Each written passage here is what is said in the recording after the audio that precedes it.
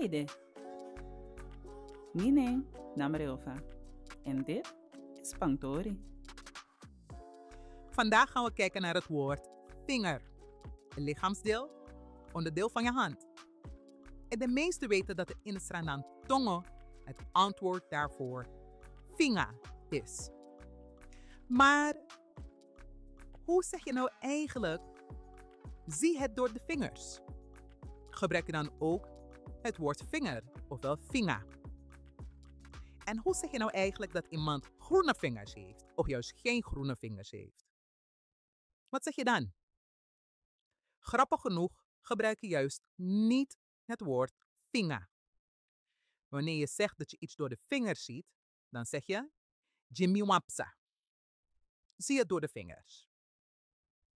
Wanneer je wilt aanduiden dat iemand geen groene vingers heeft, dan zeg je yu abi krabita anu. Sla deze video op, zodat je er altijd mee kan oefenen. En bezoek de Spangtori website om meer en beter Sranang Tongo te leren. Volgende keer zie ik je graag weer terug bij Spangtori en Tamboen.